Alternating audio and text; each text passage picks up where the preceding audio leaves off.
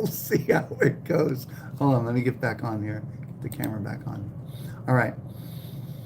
All right. So, well, welcome to this hour of the Destination Freedom uh, gig or show or me or whatever it is. I'm just making stuff up as I go along, right?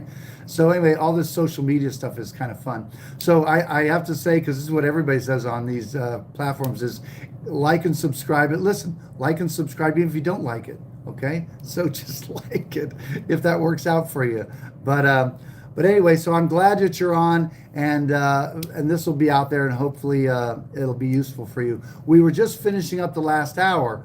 Now on these calls, usually the hour before, we have a go-to meeting, and we've been talking about state citizenship and how we do our processes and things like that, and so.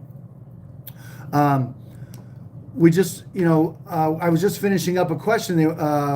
Somebody was talking about they have a corporation and they want to eliminate their income tax liabilities. And most corporations will have tax ID numbers and all that stuff. So our sentiment for our clients is to shut down your corporation.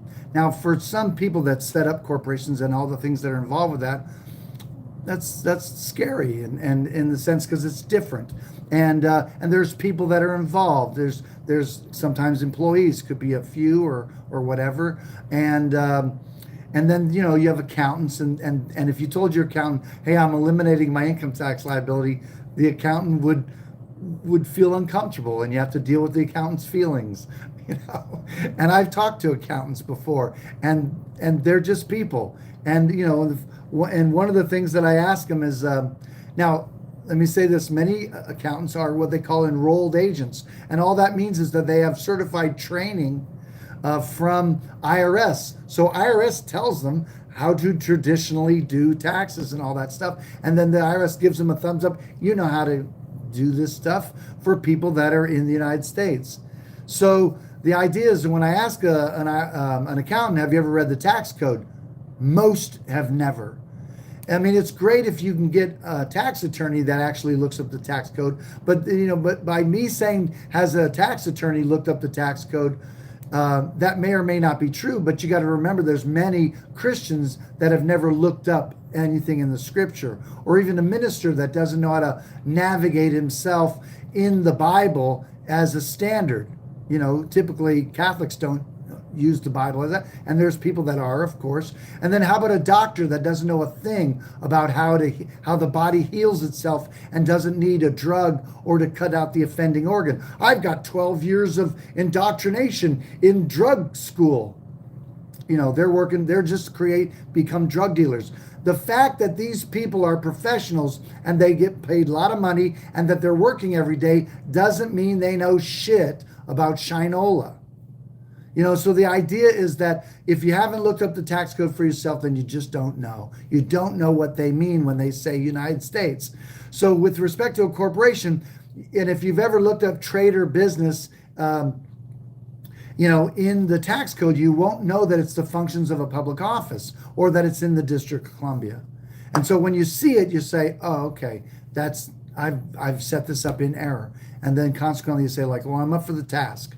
What a beautiful thing to love your employees and say, I eliminated my income tax liability. You can do that too. Or if you want to pay your own taxes, that's fine. I'll pay you the way I always do, but I'm not going to be withholding for you. So I'm going to give you all the money that you make, and you can go do whatever you want with them. But I'm going to close my corporation down and do this in my own private capacity. Now, it is true, if you have assets and you want to if you have business assets, you want to move them into trust, that's great. One of the benefit of that, many of our clients do set up trust with their houses and stuff like that, because then it's no longer theirs. They don't owe it. And therefore it's in trust. Now, a lot of times in this freedom circle that people do trusts, because someone will set up a trust or some sort of if they don't have an attorney setting up a trust, then and they do a trust on their own, if the person they're setting up with doesn't know anything about trusts, then they may be setting up something that the IRS isn't going to give a shit about. IRS, for a federal citizen, the IRS will look at the trust and say, if you're a federal citizen and you have a trust, that trust is in federal jurisdiction, and then they'll just refer to it as an alter ego. They'll take the property all day long, and it happens all day long. I knew, I had a client years ago. He had a trust, and I said, "Oh, you have a trust?" And I said, "Who are you?" "I'm the general manager of the trust." "Oh, okay. Well, who are your trustee?" He says, "Well, there's this guy." I said, "What's his name?" And he was trying to recall his name. I said, "Do you have his contact? Call him up, get on the phone with him now." He's like, "Well, I don't know how to reach him," or whatever. It's like, I was like, "Holy crap. You're the general manager of the trust. You can't contact the trustee? What kind of general manager are you?" It's like, but the truth is, IRS said, "Oh, alter ego. Boop. I'll take your money. Take the bank account. Won't matter." Because it was a shitty trust. And if someone's a beneficiary and a trustee, shitty trust. They don't know anything about trusts. And again, if it's got a tax ID number, which many of them do, in the federal zone, it's just shitty. And there's a lot of shitty paperwork out there. And so, anyway, so we want to make sure that your assets are clear, and you got to understand what a trust is and how it works. So anyway, that I would recommend that if you want to deal with your privacy, putting stuff into trust might be a good idea. Sometimes people put things in trust because they're just nervous about this stuff. And that way their house is protected because they've placed it in trust. And the IRS is going to come after something else if they're coming after, you no longer own it if you're the trustee. The trustee doesn't own the property, the trust does. So, and another thing is we have other clients that have set up and done trusts with us that have no income tax liability. They are what we call adversarial trustees, and so they are also part of the trust. So you're not by yourself. If I had a client, which, listen, we have had no clients having problems with the IRS, but if I had a client that was having trouble with the IRS, I would say to the client, "I'm going to pull you from the trust." And I would remove him from the trust. Now he's not a trustee at all. He's not a beneficiary, not a trustee, not involved with the trust. Now we're holding his property for him. Now, if the IRS came along and said, "Hey, we're looking for so-and-so property," said, "Nah, he had problems with the IRS. He's not a trustee. He's not involved with this property." That would be powerful. And that's why we call them trusts, because it requires trust. And yes, it's very vulnerable. Many of the trusts that we do, there's been some foreign trusts where clients are in another country that they have a protectorate. But yeah, for most all the trusts, I'm protectorate. I have supreme power to remove and replace trustees at whim. But my commitment is to the client that sets up the trust. And therefore, that's where my allegiance is to the client. Now, them as a trustee, we can work that out. And again, we have other trustees. And so, so the idea, I have to be trustworthy if I'm going to do that kind of work. And I'm not interested in other people's property. So there's never an issue for me. As long as I do their will, then as a protectorate, I do a good job. But I'm accountable to the Almighty. So anyway.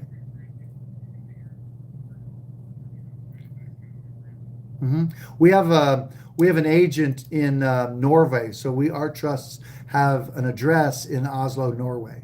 And so when we say foreign legally, we're saying outside the District of Columbia. But when people see the foreign trust has a foreign address, they think foreign because we have a Norway address. So it's just a mailing agent. Sure.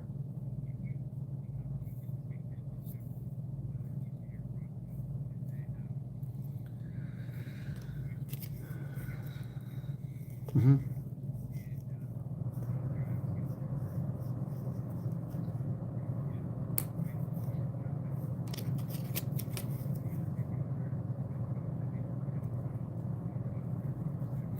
Right. Those are choices you can make. Sure. Right.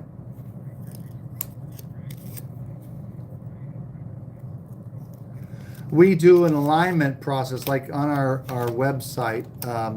We have,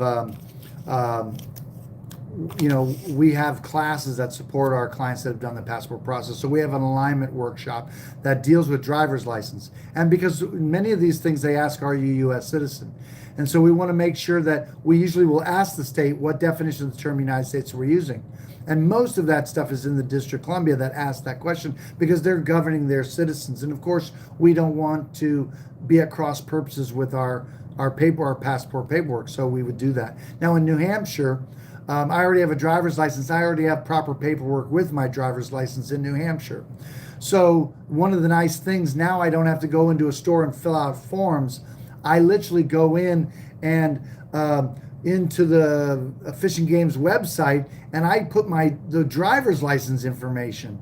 That shows them, okay, I'm local. Boom, I get so it's a real easy way to do it because it's online, and I'm not really signing anything at all because they're just going by the authority of I have a driver's license, and I already have an explanatory statement with that. So that makes it really easy. But if I was doing it in the store, I might bring my stamp with me. I have my all rights reserved stamp. See, now that's backwards. See, you're not on YouTube. They're looking at me backwards because I'm using my phone here. It looks like this. Let me see. Is that backwards too? Or maybe I'm looking at it backwards. That's correct? Okay, so anyway, I'm looking at my reflection. So anyway, I have a stamp. We use that for all governmental things. When I do when I register my vehicle in my town hall, she knows me, so when I have those 3 signatures I'm doing on there, she says, all right, I have your paper for you to sign and stamp. She already knows I'm going to stamp it. So I'm stamping, and so all that's in the record. Now, the other day I was pulled over by a cop and I forgot who I was. I was like, oh man, I knew that. I was like, oh crap, I drove too fast. And so he comes up and he says, you know what I said? I was like, he's like, you're driving a little fast going over there. I'm like, I know where the 50-mile-an-hour zone is. I said, I just ramped up my speed too quick. He says, I know. He says, I'm just gonna give you a warning. He says. I said, okay. And I should have said, no, I'll take the ticket. I'll take the ticket. That's what I would do. I gotta say that next time. I was like, no, I'll take the ticket. I'll be glad to take it because I want to try our paperwork. And listen, our paperwork's gone through the Attorney General's office in New Hampshire.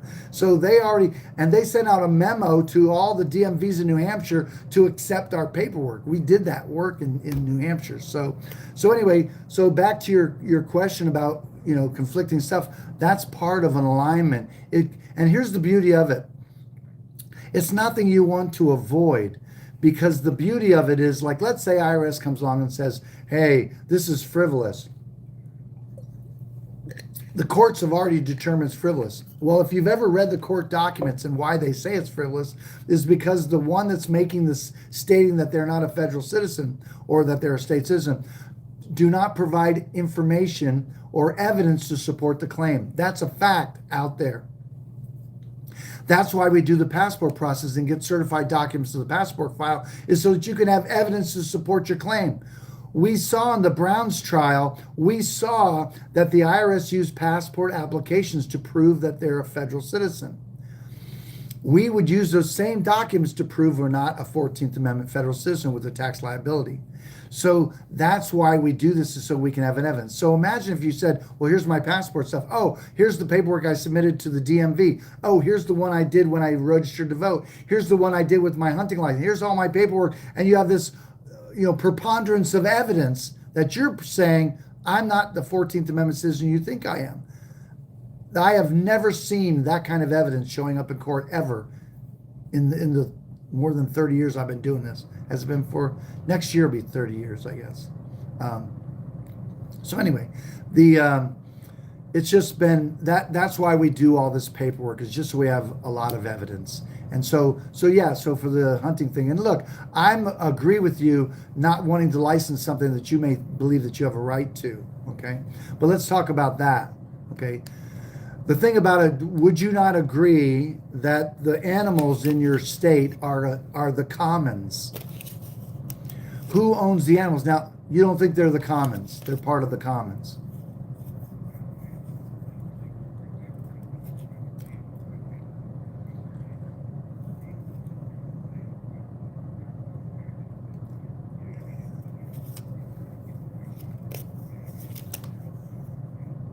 No, I understand it, but you don't own the land either.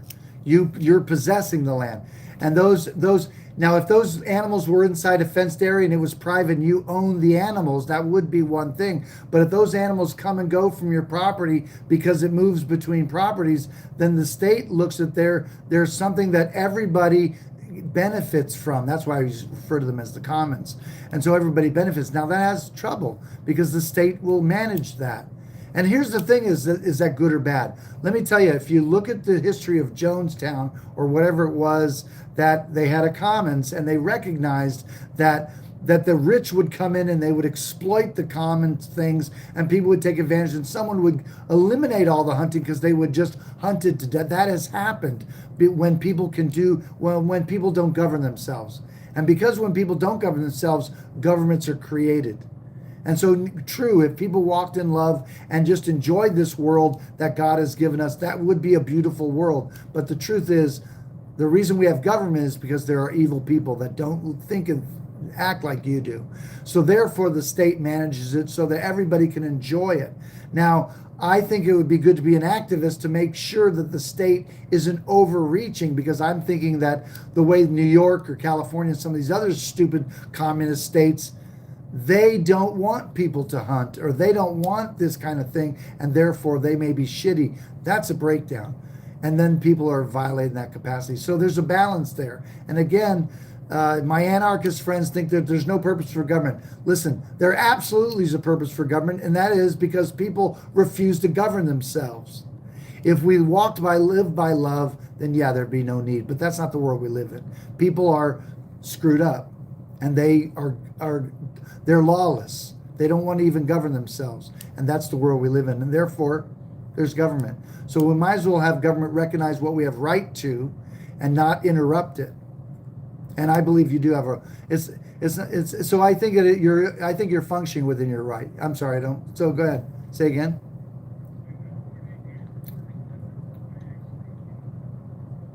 Yeah, I get it.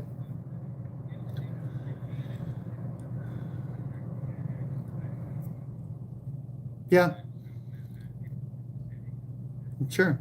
And here's the thing too, and I'm just making this up in my head, but imagine you're gonna take a deer and you say to somebody, "Hey, I'm gonna take a deer, and would you like a piece of this? It's $35." They're like, "Oh, cool, I'll take it." And you say, "Well, that's what the fee is. You cover the fee for me. Now I have my deer at no charge." I'm just saying is that yeah, I do. I get it. There's a fees. And listen, those fees, those conservation fees have done more for good conservation than any of the tax shit that people think is out there. And conservatives have been funding with Fish and Game a lot of land management that liberals don't know how to frickin' even manage. So, I appreciate it. All firearms have fees that come out of ammunition and gun sales and all that stuff. That's all part of conservation, And would it be any better if it was a corporation doing the conservation, or that there were free volunteer organizations within the county? Maybe it would be under the sheriff, and maybe it would be under the sheriff, and the people would do it freely. That would be great. I'd love to see that experiment. So anyway, it's a good point you make, and it's weird because I could post my property as private, and then nobody can come on my property to hunt. So I know that there can be hunters on my property. I have 20 acres, and I like it that I can be in the woods and walk onto someone's property that's not posted and still hunt.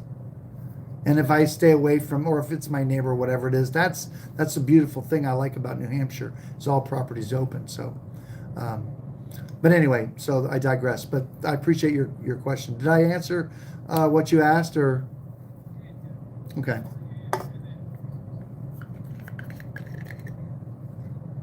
Okay. That sounds great. I appreciate your questions and comments.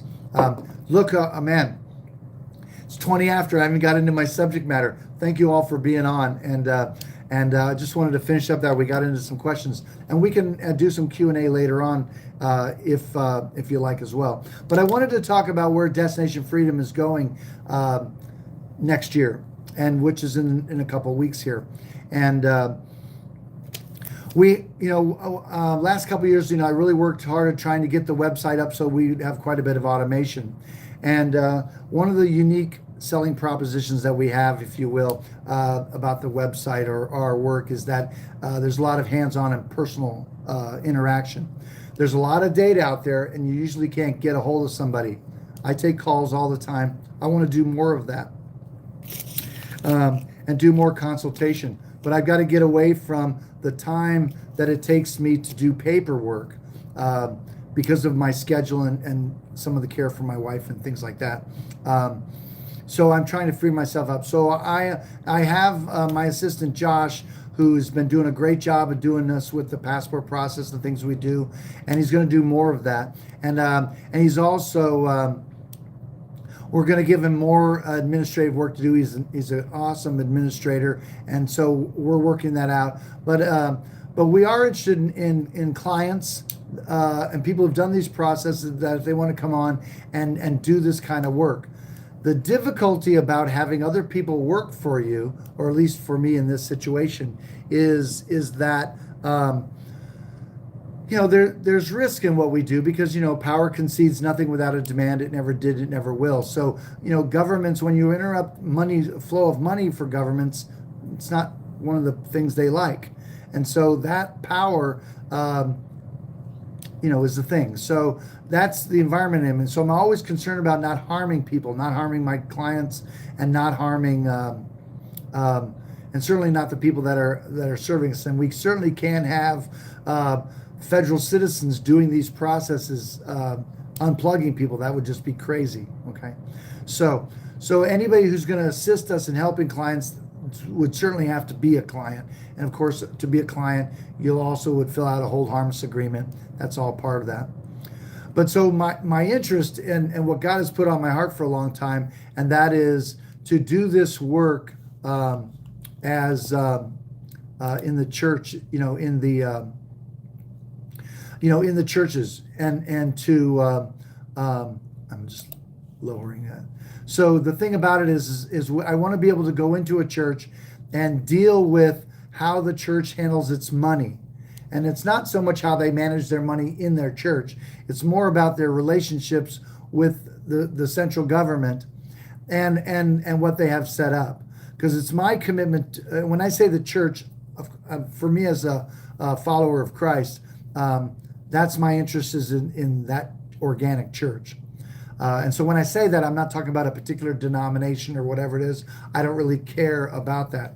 Now, would this be the same for a synagogue or a mosque or any other faith-based thing? It would be the same as far as I'm concerned. If they participate in those things, it's none of government's business what someone does in their own church.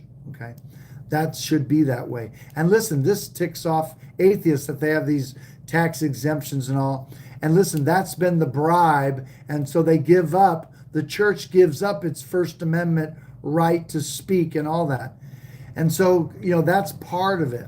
And to be able to go into the church and say, hey, we can help you eliminate your income tax liability. How much is that? And then we'll also help you eliminate all of your debt. How much is that? How much asset would be available to the church if they weren't paying the central banks and the just a second here. I hear some in the background. If you could mute yourself, whoever, if your mic is open or hot, if you could mute yourself, that would help a lot. I'm trying to locate who is not muted. I'll try to, let me see here. Okay, then if you have a question, that's fine. Is it on the subject that we're talking about? Okay, yeah, go ahead. Who's speaking?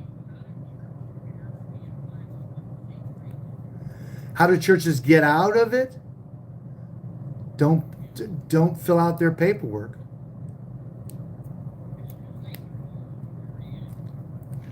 Well, they might have to let the IRS know that they filled them out in error. And so they have a tax ID number. They have to give all that stuff up.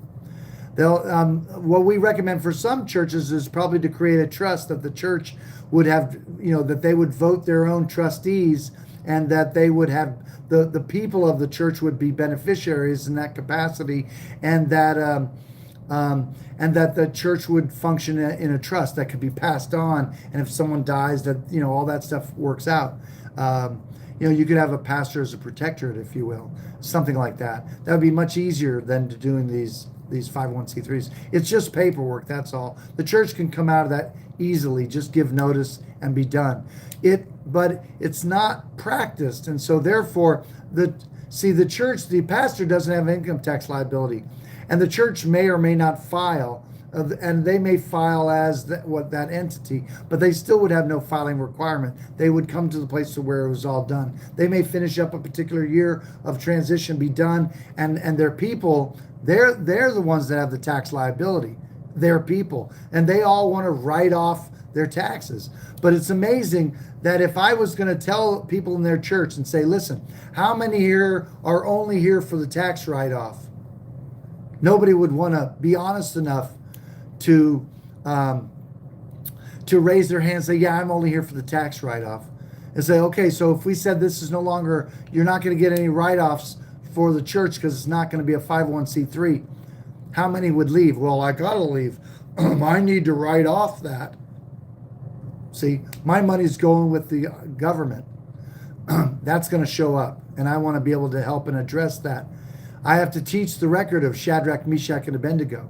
I have to teach from the scriptures what the scriptures says about money and about borrowing and about debt and about all these things. The church is in error concerning a lot of their money, including tithing. Tithing is not for the church. It's written in usually they cite Malachi, and prove me with if God will not pour out a blessing. That's all. They don't know who that's even written to. The church practices taxing. That's what they do with the tithe. It's supposed to be abundantly sharing. There's no ceiling. They've set this minimum, and then people give with a minimum. It's how they define the basement, not the ceiling. That's an area that I have to instruct people in from the scriptures. But I want to be able to come into a church and set them free with respect to this relationship with the pedophiles in the District of Columbia. And so that's gonna be. Listen, sex and money are going to be two areas that the church has trouble with. And money, listen, the love of money is the root of all evil. If you don't think that evil is in the church, we're kidding ourselves. We would not be where we are in America today if the church didn't have its head up its butt. If the church was straight on about not being a 501c3 and all the crap that they do in the federal zone, I think the church would be a much better place, and they would have a voice in the marketplace. Yeah. So anyway, so that's going out there, and that's scary for people, because look, if I was going to talk about, I was just looking at the context of, I think it's 2 Corinthians chapter 6, where it talks about come out from among them. And I'm telling you, it's very exciting, because when you read Shadrach, Meshach, and Abednego, and when Nebuchadnezzar had set up the idol and said, this is the one you're going to worship, and when you hear the musical notes, the sackbut, the psaltery, and all that, when you hear that noise, you're going to be on your face bowing and worshiping. And everybody did. They got on their face, they bowed, and they worshiped. Why? Because they were afraid. Except for there were three guys that didn't. Shadrach, Meshach, and Abednego. They said, not today. And that record is, there was a fiery furnace, and let me tell you, Shadrach, Meshach, and Abednego went into the fiery furnace. Geez, can you imagine the conversation around the dinner table when Shadrach's wife was saying, what's the matter, big freedom guy? You don't love your children? Where's your love for your children? Listen, you don't have to mean it when you bow. Just bow. What's the matter with you, you arrogant SOB? Kind of like Job's wife. Curse God and die. Those conversations would really be happening out there at dinner time. But they said, not today. And so what does it feel like when you're waiting for God to deliver you and you're being bound up and thrown into the fiery furnace? What the hell does that feel like? And they're gone in, boom, right in there. And then there's an angel in there protecting them from the fire, so much so that the scripture says, not even the smell of smoke was in their garments. And then somehow a legislative law was passed because Nebuchadnezzar looks into the fire and says, what's going on in there? It's like, oh, Shadrach, Meshach, and Abednego, servants of the Most High God, come on. Now all of a sudden the Most High God is the creator. How did that happen? Well, because they took a stand. Because somewhere in heaven said, if you don't bow, you won't burn. But does the Christian church have balls today? Not like the Black Regiment pastors back in the Revolutionary War, where they preached freedom and they picked up their muskets and said, okay, well, let's go out to the village green and shoot some British people, the King's men. Those are fairy tales. That's what we sing about and talk about, but we're full of shit in the land of free, home of the brave. It's bad. But I want to say this in church from the pulpit. It's not going to be, I think it's an easy process. Like I said, it's a no-brainer. It's easy peasy. This is a well-trodden path. We've been doing this for a while. Don't have people in court. Listen, I'm showing you that the federal income tax is constitutional. We're not saying it isn't. There are a lot of people that are like, it's unconstitutional. I'm telling you, federal gun laws are not unconstitutional.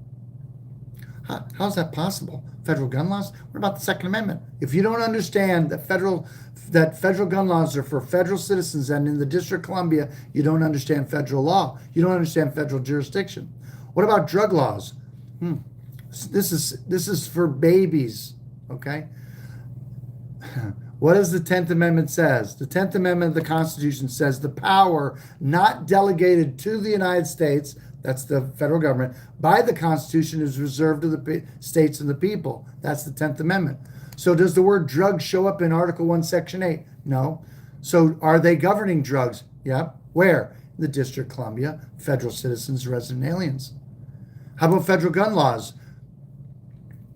Is it a violation of the Constitution? Nope. Article 1, Section 8, Clause 17 gives the federal government exclusive legislative authority in all cases whatsoever in the 10 square miles District of Columbia and with their federal citizens subject to the jurisdiction thereof and resident aliens.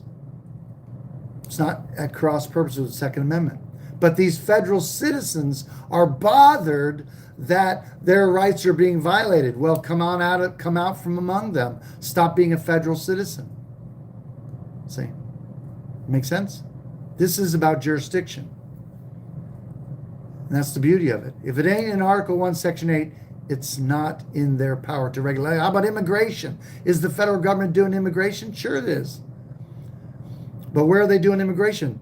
In the District of Columbia and with federal citizens and resident aliens. Everybody who comes to America with a green card and all these aliens are agreeing to being on paper in the District of Columbia. They're all resident aliens. That's why they all have income tax liabilities. And none of them are actually living in the District of Columbia. They don't have attorneys filling out their paperwork. No one's defining the terms in the immigration paperwork because the term United States. People naturalize into America. They're getting Social Security numbers. They're all coming in the federal zone.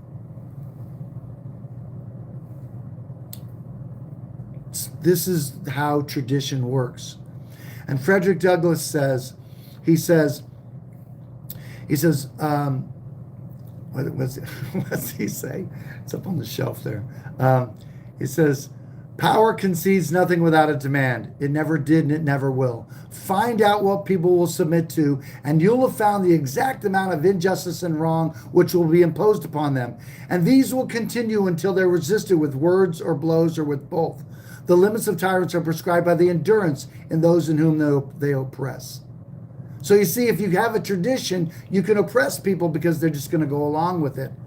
And even in the Declaration of Independence, it talks about that you know, I'm paraphrasing, injustices that are accepted, like TSA, we just begin to accept it because we've been doing this for a long time. We've only been doing the income tax for a little over 100 years now. We've been doing this for a long time. It's what we're accustomed to. That's the breakdown. And that's why we haven't made these changes, because we're too comfortable. We're amused to death. So what I'm looking for is a couple things. First, and I'll get to a bunch of these, but I am looking for pastors and looking to have pastors on a call. I want to set up a call of pastors, and I would even go as far as pastors, elders, leaders, people who feel that they're movers and shakers in their churches, to come in on a call. I just want to talk about this. I want to be invited into a church to come and speak before a congregation, but I probably won't be able to get to a congregation until I can get to the leadership of the church. I don't think it's going to happen any other way. I can't imagine that it would. People are nervous, and if the leadership ain't on board, I promise you the people won't follow. But it's very exciting. I believe God is calling me to this. So I'm very excited about this for a long time now. I have a prayer website. I look back at some old notes I had, man. I've had this prayer website idea that God has asked me to do. I have been disobedient with respect to this. You know, I've got the resources, things, you know, it should have already happened. That's going to happen before that. I'll have that done, if not this week. It'll be done before the first of the year, because that has to precede this work, because it's so vital. Listen, if you haven't seen Evil People, you haven't looked at the church. How evil. I mean, when I'm telling you, you know, you can have a lot of evil people and all that stuff, but man, when you start dealing with money in the church, you're going to see some evil people show up. If you don't think Satan's living in churches, it's just easy to see that. And my prayer is that God is going to bless, and light will dispel darkness. So I'm excited about that. And I don't have a churchy background. I was raised Catholic, but then I came to learn the scripture and realized, oh, pretty screwed up. People don't know their standard. And there was no accident that I would learn that and have fierce instruction in that I would be doing the paperwork, the legal work that I do now. I can see it's very similar in its nature, and that's really where I'm at. So I'm definitely looking to interact and to build a community of leaders. And really, that's what I thought I would do on our Thursday night call that we do tomorrow night. Is just be a place. And tomorrow night's call is going to be for leaders. If you'd like to be in on the call, we're going to do that call by invitation.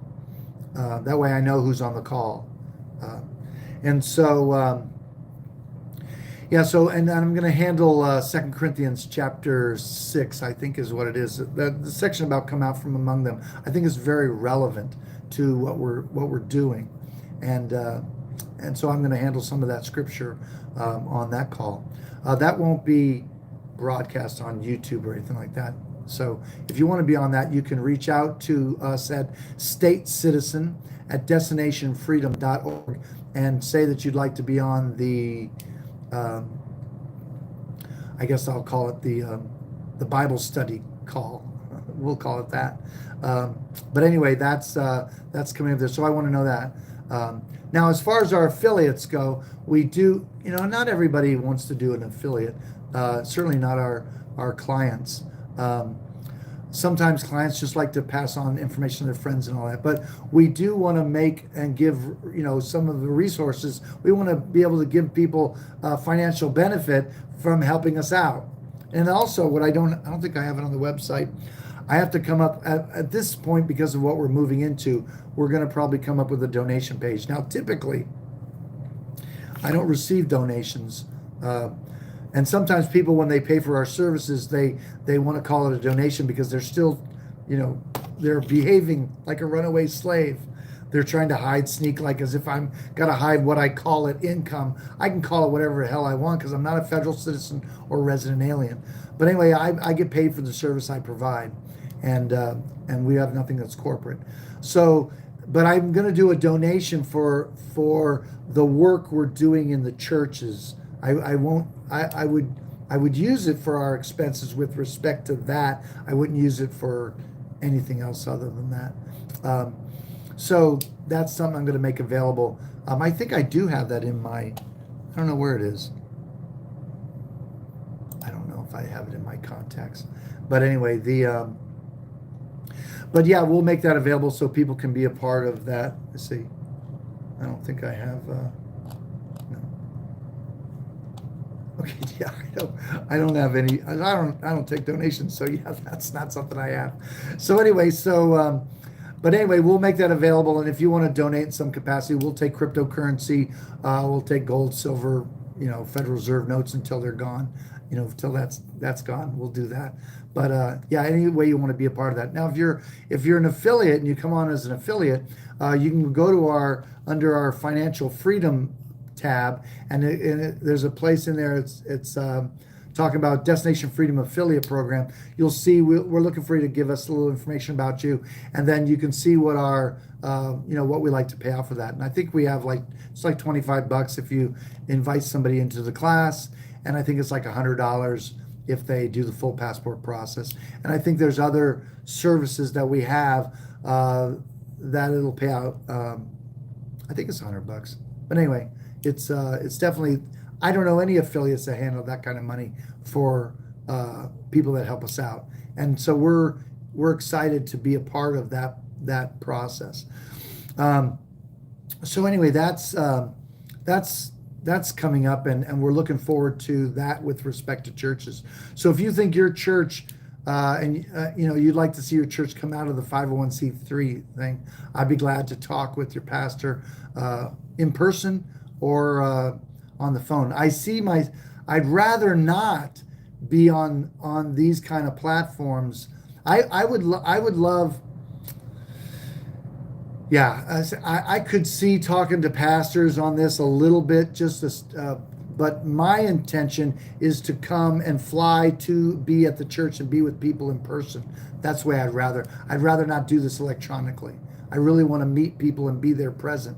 That's really what I'm interested in doing, and so we're up for that.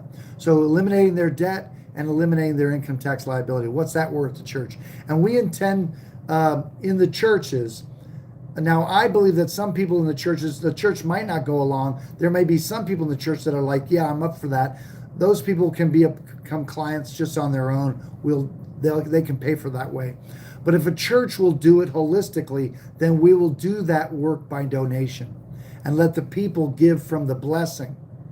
And the church can give from it as a blessing, whatever that is. And we're expecting God to bless in that, because this is really going to set people free. We want to see people be completely out of debt and eliminate their addiction to credit, and to let the bankers go to hell, that kind of thing. So that's my intention with respect to where Destination Freedom's going in 2024. I think it's going to be really exciting. So I wanted to open up any questions that you may have on this subject matter or how we may be doing that. I was just trying to think if there was anything else. Oh, I did want to mention this. Okay, this will be out there. I think on our website we'll probably, we won't broadcast, but we'll probably privately have this. I'm probably going to record this, but I do a commentary, a faith-building commentary on the film The Matrix. Oh, look, I have the Matrix poster back here. I have all of Matrix collectible stuff. Back when the film came out, I was an avid fan of the whole thing, the concepts, everything. I got everything. So every little thing they made about the Matrix, I have. So multiple copies of those things. So anyway, it was a fun journey. But anyway, oh, you have a question? Oh yeah, who am I speaking to?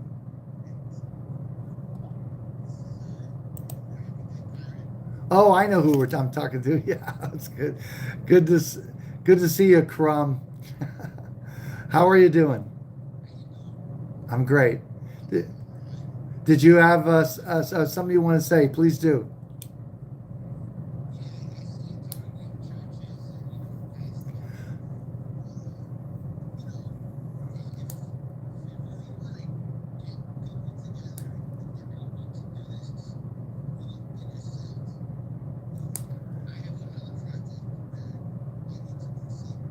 Mm-hmm.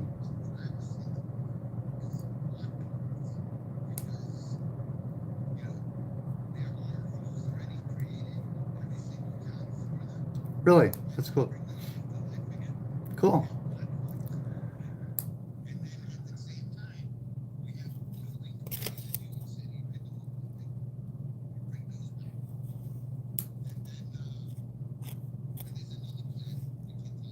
Okay.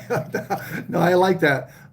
What it means is that I have to travel south and hook up with you and come visit. I've been wanting to come visit for a while, and rather you come up, but we should get together because you were a call that I had on my list that I did want to talk to you about because there were some other social media stuff that I wanted to ask you about and all. So can I give you a call either later tonight or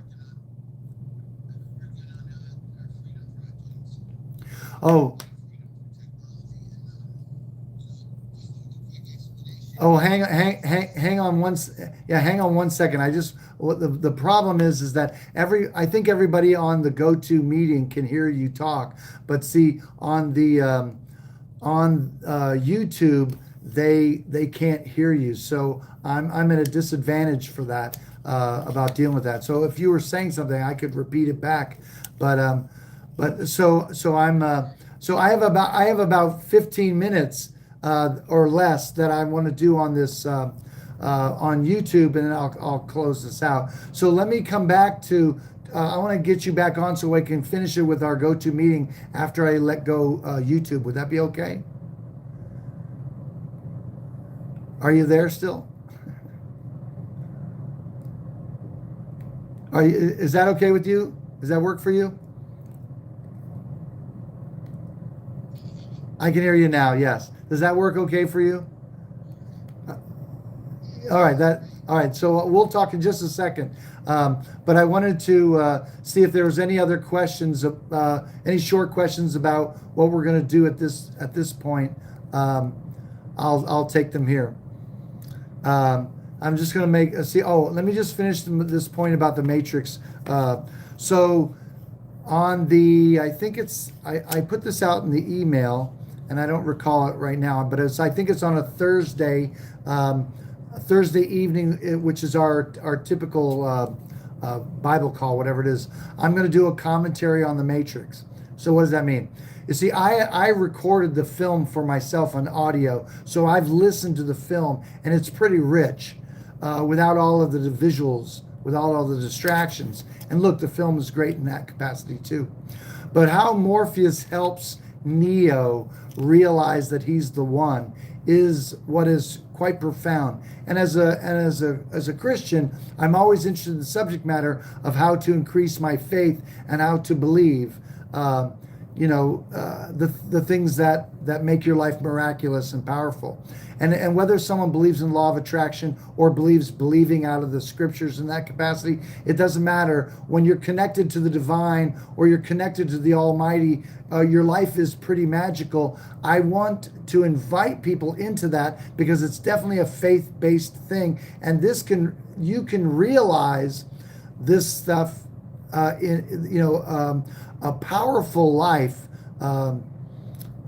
through this kind of information. So that's what I want to do. Is I want to at the beginning is this journey that Neo has all the way to the end of the film where he's flying. Where that's that. So he goes from being plugged in his pod all the way to flying. That journey is really what the film does a great job of. And so it's far more, in my opinion, than a sci-fi film. So on this call, we're going to play the audio, and then I'm going to interrupt it and talk about what I'm hearing and stuff like that. And it's going to be a kind of a fun journey. So if you love the subject matter, then you're welcome to be upon that. So if you would email me at statecitizen@destinationfreedom.org and would like to be a part of the Matrix call, then that'll be exciting, and would love to have you be a part of that. There's no cost to it, and it's and eventually we'll put that recording on the website so it'll be a faith building kind of thing. So anyway, so that's coming up. I guess that's like December 5th or 7th. Oh, it is. It's December 7th, a day that'll live in infamy. So, right. So anyway, that's coming up. Now, see that, although infamy is not a bad thing, maybe we'll change the energy of their false flag into something positive for you. So anyway, so that's coming up. And again, if you're watching this on YouTube and the date's passed, then you can reach out and maybe we can give you access to what we had so that you can be a part of that particular call. Okay, so now when we do these calls on YouTube, I just want you to know that if you go to destinationfreedom.org, you could get on to the GoToMeeting call. That way you can ask questions and things like that, because I can't really tell who's on or be able to answer questions. Sometimes I can answer questions if we're live on online. And if I see you do a question down below in the comments, I'll be glad to follow up with you or answer your question there, or at least help you in any way we can. Glad to have you be a part of this community. So let us know if there's anything we can do for you. You can go to statecitizen@destinationfreedom.org, and we'll be glad to connect with you and get back with you and develop a freedom relationship with you. Okay? Thank you. So those that were on the GoToMeeting still, hang in there. We'll get into some more particulars. And if you're on this on YouTube, then reach out to us if you want to be a part of this, helping us unplug churches and such as that. Then reach out so you can be a part of our journey with us. Okay. So thanks so much. We'll see you guys next time. Okay. Thank you so much. And let's see if I can